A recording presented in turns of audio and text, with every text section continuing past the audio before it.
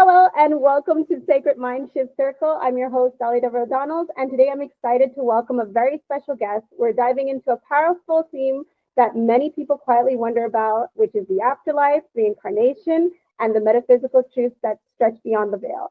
Our guest today is not only an author and spiritual explorer, but also the host of the podcast, Reincarnation and Afterlife Stories. She shares incredible real-life accounts of past lives and soul journeys that spark deep reflection and healing. BROWNELL, LANDRUM. Let's begin. Hi. Tell me a little bit more about reincarnation. A lot of times, many Christians reject this principle. It's not biblical as far as a lot of Christians are concerned, but because I have also had a lot of experiences with dreams and hearing a lot of stories of people that really say that they've had these proofs of past lives occurring in the past, I really wanted to delve into this topic because I think that it shouldn't be taboo, and we should really delve into it and see what do you think it's all about? Yeah, absolutely. So, and it's fun. Mm-hmm. So what first made you start thinking about the topic of reincarnation? What was your experience? Yeah, well, I grew up in a Christian background, an Episcopalian. So if you know that, that's a pretty open-minded denomination. And so I was always kind of like wanting to learn, but also wanting to keep exploring.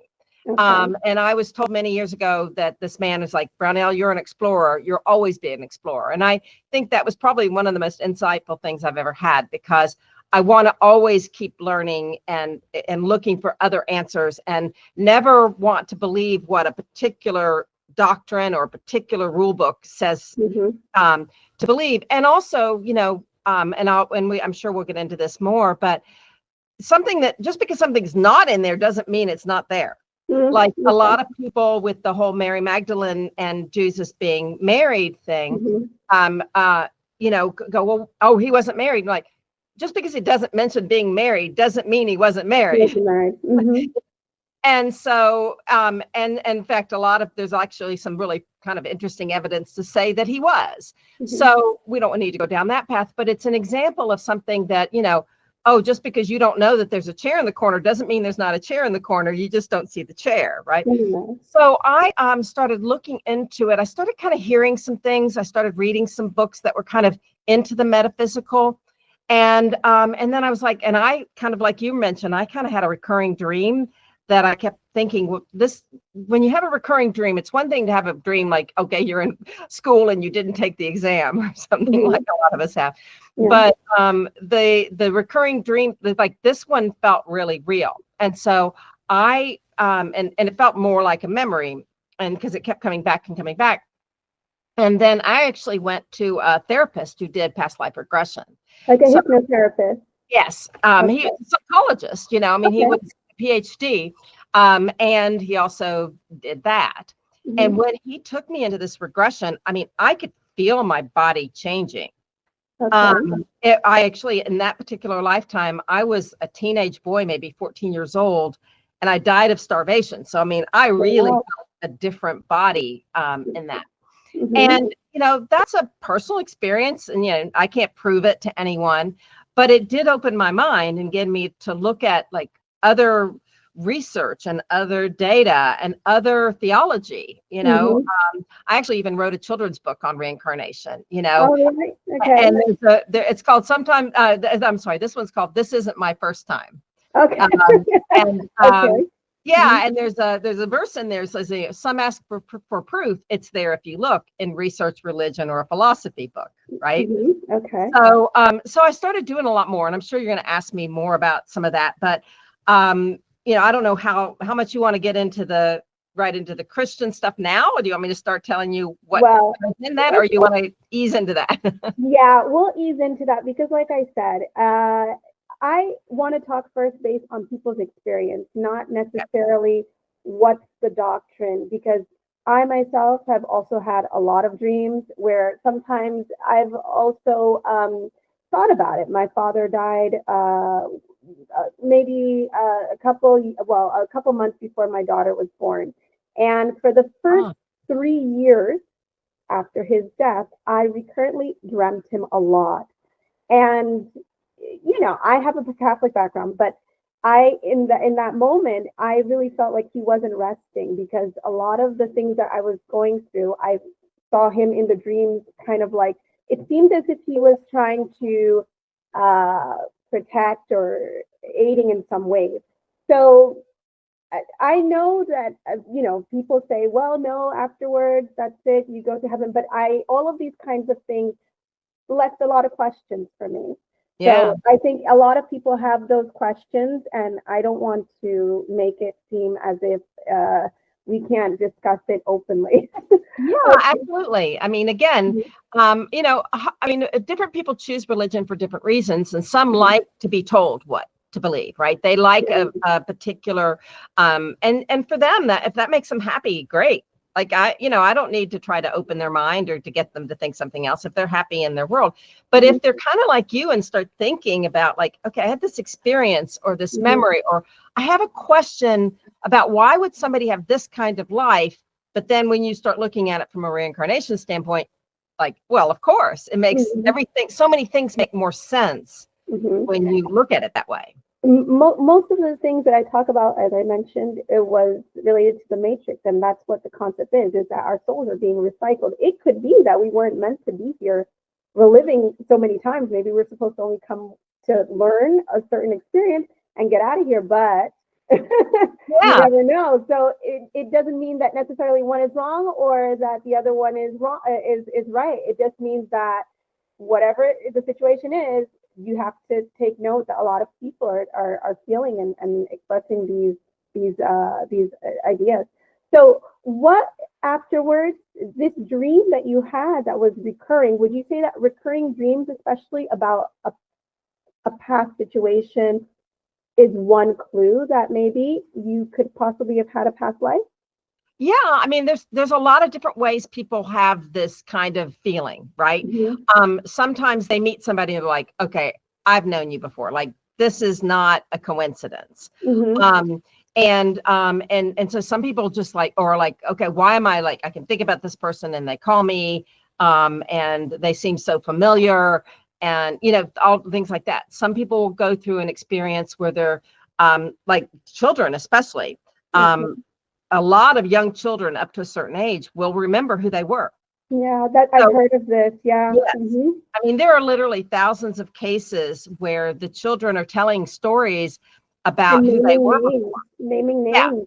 Yeah. Naming names, and like the little boy that could describe an airplane from World War II, you know.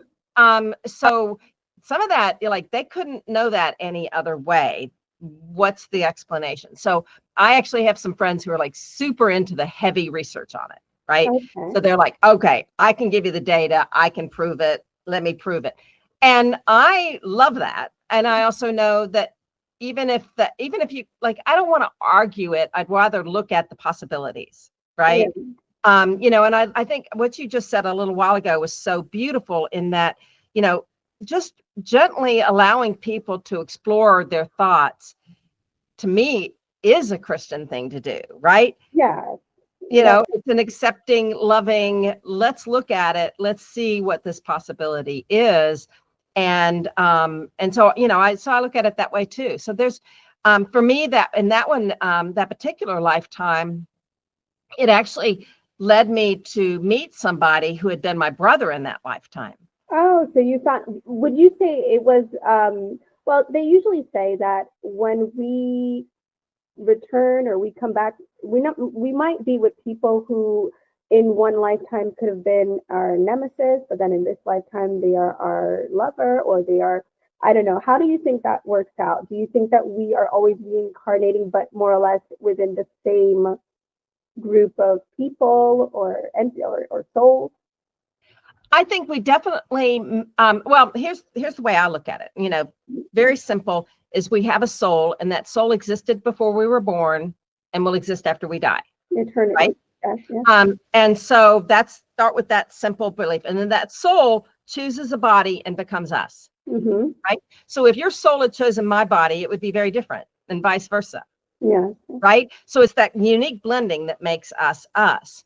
And so as we're incarnating, and you can believe this whether you believe in reincarnation or not, but as we're, is I believe that there's two areas of free will. The first area of free will is as we're deciding what our life is going to be like. And so we work with whatever spiritual entity you want to call it, whether you want to call it an angel or a guide or a spirit or, whatever, but that we are thinking, okay, what do I want to learn? Who do I want to hang out with?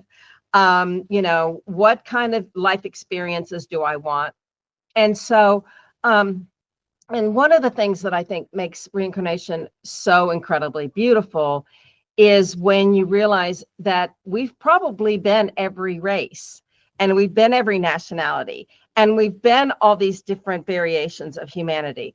And when you look at it that way, you realize, how can you be racist or nationalist or against this particular group or that particular group? Mm-hmm. Because you probably have been there, or you might be there.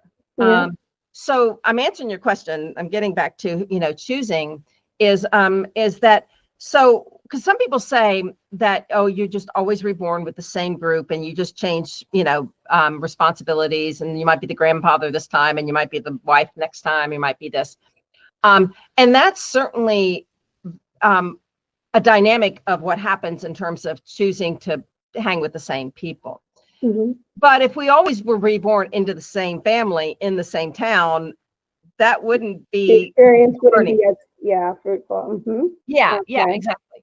So I think that before we're born, I think the way I look at it is kind of like a roadmap. So we kind of draw this roadmap of some of the key people we're going to meet, some of the key decisions we're going to make, some of the lessons we want to learn. In fact, to quote another children's book I wrote, it's like we decide on our lessons, the paths we will take, awards we might go for, and mistakes we might make, right? Mm-hmm. So we're planning this life, and then, but it's a roadmap. So once we get here, then we are like, do we go right? Do we go left? Do we stay in the United States? Do we go to France? We have the free will. We have the free will to make those choices. We can even go off-road, right? We can take the high road or the low road, right? But generally, we're going to be more inclined to go. And there's certain relationships, what is like, I'm going to keep turning, we're going to keep taking a right turn until we run into this person that we're supposed to meet with, right? In fact, I have a story that you can share with your listeners it's my most personal story I've ever written. And it's called The End, A Love Story to the Universe. And I decided I was going to write it from the point of view of what I call the upstairs. Yes. This one is the one that I think takes place in Italy. It started out in Italy. Yes. Okay. Mm-hmm. Yes. And how what I call the traffic angels had to work really hard. Like, how do you get an American woman to meet a British man in Tunisia? Okay. And so there's 3 parts to that, and it's all free. So anybody who wants to read that is totally up to them. And it's but that's also, so we have some influences from guides and from spirit, whatever, if you're Christian and you believe it's Jesus giving you advice, great, whatever makes you feel most comfortable with, whatever that is.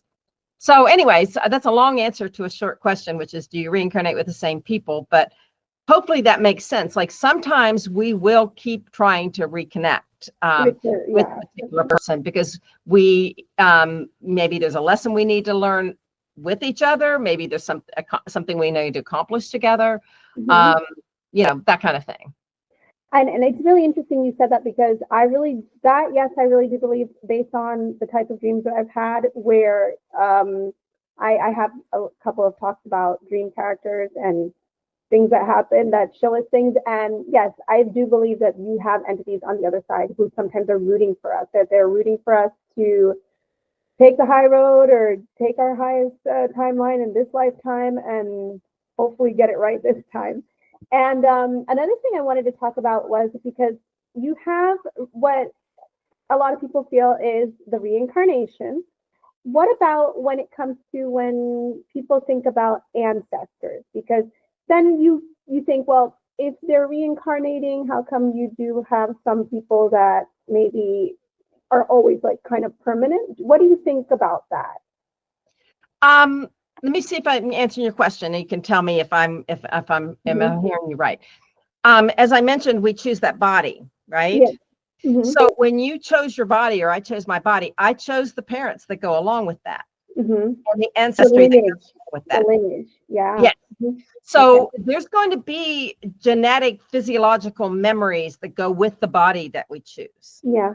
The right? DNA Yeah. memory. So Mm-hmm. that's definitely a part of who we choose. And so, and that's part of why we might choose them, right? Is we go, okay, I had a friend of mine and he was like, I chose that father. Now he's a narcissistic psychopath. And that was a problem, but he's also brilliant and I wanted his brain. Yeah. You Yeah. know? Yeah. Yeah. Yeah. And They'll there's such mold us. a great They'll way to mold us. explain that. Yeah. Mm-hmm. Is that kind of what you were asking? Yeah. Yeah. Yeah. Okay. No, that's perfect. Perfect. Perfect. Okay. Okay. Okay, let's skip along because we've answered quite a bit of the questions. Okay. Oh, we haven't gotten into Christianity stuff. I can get into that more. Well, all right. I mean, for the most part, for as far as the part where I go into biblical questions, Yeah. I mean, from a Gnostic perspective, there were Christians in the past that spoke about this, that they said that there was proof about this. Like you said, I do promote the Bible, especially as a manual and as a guide, because I think a lot of people, especially if you have no direction, it's a good resource to at least steer you in the right direction, because everything I feel that the Bible speaks about is basically just telling you how to maintain a certain frequency to be in relationship to God and that God energy. So when it comes to believing in reincarnation, but then it's not doctrine, I feel like, well, we also know the history. It was written, at least the Christian one, by King James. We know his history. He also wrote a lot of other books with demonology. So I understand that, yes, people can argue there's a lot of changing and there's a lot of things that have gone on in the doctrine. Yes. So, what do you want to add to that? What do you think? Yeah, there's a bunch, I think, worth adding to that, just to open up some minds, right? Again, I'm not like going to tell everybody you have to believe what I believe, because that's kind of goes against what I'm telling you who I am, which is let's all talk about these possibilities and let people believe what feels right to them, right? But yeah, I want to put it in context. In fact, my novels that I came out with last year, and they're novels, right? But one of my messages in my novels is lose yourself in the fiction, find yourself in the truth. Okay. So there's a lot of truth in there. And there's a lot of basis in there. And I also find that sometimes fiction opens people's minds more than nonfiction. Yeah. So somebody might not pick up a nonfiction book on reincarnation, but you don't have to believe in time travel to watch Back to the Future, right? Yeah. So you can read it and go, well, wait a minute, let me just read about this. This might be fun to read about. And then it might open up a mind here or there. And so, but within that, there is a lot of reference to Christian history. And if you want to go back 2,500 years ago, Pythagoras was kind of the first big philosopher, right? I mean, unless you count Rumi or Zohar, and that's a whole nother ballgame. But let's just look at within that, that framework of the world, right, that we're talking about. And he was a big believer in reincarnation. So solid. All of the people, the philosophers that came after, the big philosophers that came after him, not all of them, but the big ones, Socrates, Aristotle, Plato, all believed in reincarnation. Okay.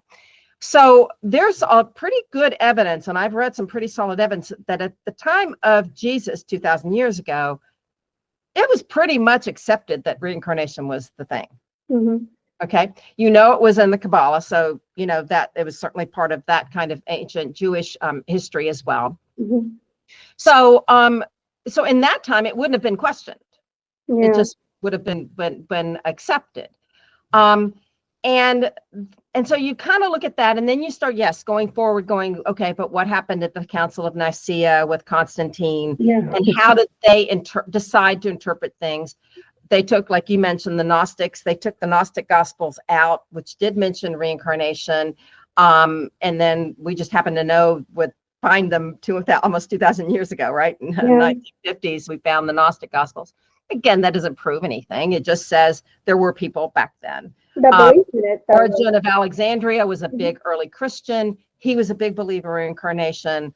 There's some even hints that Augustine was a follower of Origen, and Origen was the believer in reincarnation. And our new Pope, yeah, is in that. So it's like, and the thing I like to ask people, and again, I'm not trying to force anything on anybody. If you say, "Oh, you're crazy," or anybody's listening going, "She's crazy. She doesn't know what she's talking about," that's fine. Don't. We're past that stage of listening and caring about. Yeah. Well, it's just, but I ask, like, isn't the big principle of of Christianity that Jesus is coming back again? Yeah. How is he going to come back? Yeah. Right. Like that.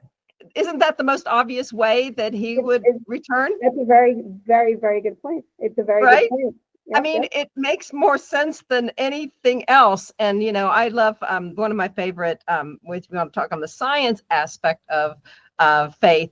Max Planck, I don't know if you know him, but he was kind of founder of quantum physics, and from over 100 years ago. And he said, there shouldn't be any opposition between religion and science, and his whole view was the more we can bring the two together, the better we're going to be as a world. Right. Yeah. So I love that perspective. And so if you think, okay, if you want to at least put some idea of science in it, reincarnation kind of makes more sense. Right? A lot of quantum physics is demonstrating every single day that this is very possible. Not only this, but also alternative timelines, all of these concepts. Yeah. So I think that, Justinian was another early, fairly early Christian and an emperor, and he believed in it, but he didn't want anybody else to believe in it because he was afraid it would take his power away. Yeah. Right. So, and you can read, and there's passages within the Bible that are pretty clear messages of reincarnation, and then some people would say no. It's a lot. Pick and choose. They pick and choose. They do. And honestly, there's some things that contradict. So you have to pick and choose a little bit. And so anyway, I just thought I'd mention those things in terms of the context of, well, let me think about that. Maybe it is more there than I think, or maybe it certainly isn't in conflict with what's there. Right. That's true. Yeah. It doesn't have to always be, black or white. Yeah. It could be gray sometimes. Yeah. Well, or it can just be like, oh, I was looking this way, but if I look at it a little bit this way, it may like answer the question. And of course, then it also does answer things like, why would somebody have a short life? Why would somebody have, this particular kind of life or this particular kind of life? But if you believe in reincarnation, then your compassion for all these different lives makes more sense. Like, okay, if because it would be so unfair if somebody had just a short life, and then that's it. A short chance. Yeah, just a short chance. What do you think about that concept that people like to say that life is like a movie? Some are like horror films, some are like romances, and it's something similar to that. But we know that it's temporary, and we are going to probably just choose again if we come back. Yeah, I think that's an interesting concept. I think, some people, I'll take that to kind of another level, which is kind of the Shakespeare, life is just a play and we're all just players, right? And I definitely, and you've kind of already heard this, but I don't believe everything's predestined. Okay. Right? I don't believe we're following a script. And no one ever can convince me that someone would come here deliberately to do evil. Okay. Right? Okay. So we come to this planet that is complicated and has challenges, and that there are temptations and issues that can make someone lose their soul, lose their I guess what should we say, the essence of who they really are. Yeah, right. They disconnect from the higher power part of themselves, right? They just live on more of a, let's say, an animalistic kind of level. And so they miss that, right? And so that's one of the reasons people like to come here, is because it is challenging, right? It does give you these tests to see, are you going to take the high road or the low road? Yeah. But, there's literally millions, and I'm sure you know this, millions of cases of people who've had near-death experiences, right? And they talk about what it's like to transition and go through life reviews and all of that. And I have never seen anybody come back from a near-death experience going, "Yay, I was such a good murderer." Of course not. No, You no, know, no. I mean, like I you think, wouldn't. yeah. So nobody would choose that. No one. And so now you might choose to be born to somebody who may be a little tough on you or something like that. But and you may even choose like my friend who chose the father that had, you know, I mean, when you're talking about a narcissist and psychopath, I mean, that's a mental thing. It's not just a behavioral thing. It's also very spiritual as well. It's a very spiritual thing. And yeah, I do feel that my mother it was a narcissist. And so I can also sympathize. Yes. Yeah. So and you might have said, okay, I think that would be an interesting challenge. Or like my friend, I chose that for a reason. Or maybe she really did want to get better, but she just didn't. But she wasn't strong enough. Yes. Yeah. And so, you know, for all those kinds of reasons, we can choose difficult. I mean, because I do think we can choose difficult paths in order to help us evolve and grow and be better. You know, I know personally, for example, I went through a number of years ago, I went through an experience of, for want of a better term, like victimhood, right? Okay. And so it was like, wow, I was victimized. And then I carried that victim energy for about a year. Okay. And I could look at it and go, oh, in a past life, I victimized people. So I went through that experience, but I don't think so. I don't think it's karmic. It's not like a karmic thing. It can be, but I don't think it was. I think it was me going, I want to know what that feels like, because since then I've helped other people in that energy transcend it. Okay. So right. Yeah, sometimes I can help others with what you need to learn and then help others with. Yeah. Exactly. So I can recognize, and I'm just saying this also with you, like when you had a mother like that, and I had a difficult one too, so I can totally relate. And if you read my stories that I just mentioned, the ones I read about myself, the end, this part 2 gets into forgiveness, and there is an ancestry forgiveness, and I have a forgiveness meditation that everybody can go through that'll blow your mind. It's very quick and very, very powerful. So I think you're going to love it. And it was also about how this particular relationship helped me heal those mother wounds, right? So it made you it gave me the ability to do this kind of thing and share the meditation and share the story with others so that they could see what I went through. And you'll have something, or you're doing this show, to do something to show to people, I learned from this, I can transcend this, so can you. So I don't know if that makes sense. You never know who you're helping. Sometimes just your experience, they don't really have to go through it, but just observing how you overcome your battles can be inspiring to a lot of people to just want to, make the effort and try their best as well. Yeah. Well, you may know that my first book is called 5 Reasons Why Bad Things Happen. Okay. Yeah.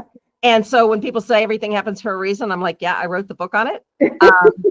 And it doesn't deal with reincarnation, although reincarnation adds a different dimension to it, kind of an expanded definition to it, but it doesn't mean you have to believe in it.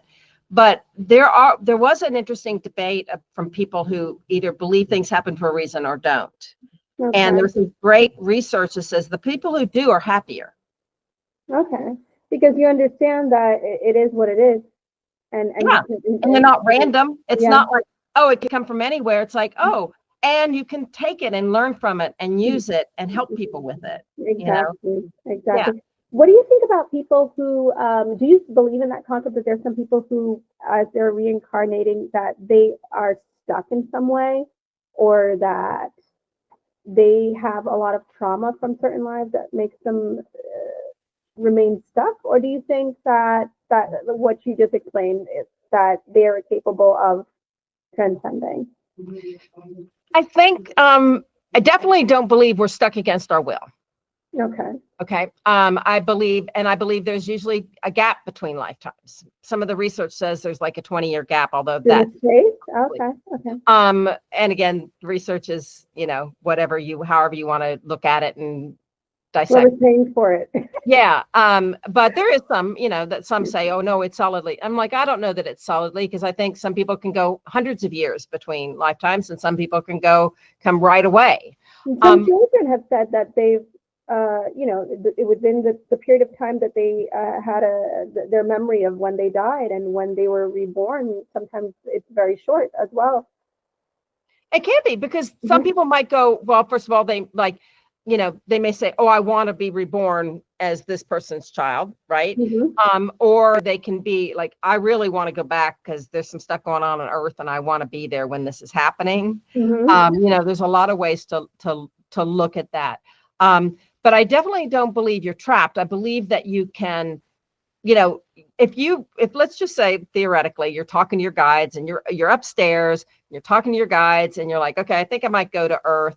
And they're looking at each other going, I don't know if she's ready, but you're like, no, I really, really want to go, or I've got to go because so-and-so is going. They're not going to stop you if that's a lesson you want to learn. Right. But, and if you're like, I want to immediately go back and immediately go back and immediately go back, I'm sure they wouldn't stop you, but I'm not sure you would want that. Right. So that's, all dependent. And I also believe, I don't know if you're familiar with the work of Michael Newton, Dr. Newton. Not really. He did a lot of research on what it's like upstairs and what happens when we're not here. Okay. And it's really beautiful stuff, like really, really, really beautiful stuff. So some people are welcoming new souls, or returning souls. Some people are in healing. Some people are painting sunsets. Some people are creating new versions of fish. So when you think that we may have jobs up there, then it's not like we have to keep coming back here, to elevate ourselves, if that makes sense. Okay, so within its own right, that we might possibly have a better time out there than in here, but depending on whatever is going on maybe on Earth, sometimes. Yeah. Well, and I love the way Michael Newton gets into this scene where it's like, you can't taste an orange up there. You can only taste an orange here, right? Yeah. You don't have the same experiences of being in a body up there as you do here, right? So there are going to be things you're like, I just want to be in a body again, or all my friends are going back right now, so I want to go, or like you said, like this is a particular time that we need a lot of really advanced souls. And so advanced souls that might not be coming back because they may kind of felt like they learned everything, might be coming back to help others. Yeah. Old souls. Yeah. Yes. Yeah. Okay. Well, I think we've covered about everything, and I really enjoyed this conversation. So I think it brings us to the end of this topic for today. Okay. And I want to thank you so much for joining me and sharing your insight on such a deep and thought-provoking topic. And I truly appreciate your time and the wisdom that you brought to this conversation, okay? My pleasure. And for those interested in exploring her work further, I'll be adding links to her books and her podcast, which is Reincarnation and Afterlife Stories. And I'll also include the links to the download of her latest piece, The End, a love story, available for free. So be sure to check that out. And don't forget to subscribe at SacredMindShift.com to stay updated for upcoming events and also any new podcast episodes. So thank you so much for now. Thank you. I enjoyed it. Okay. See you next time. Bye-bye and God bless.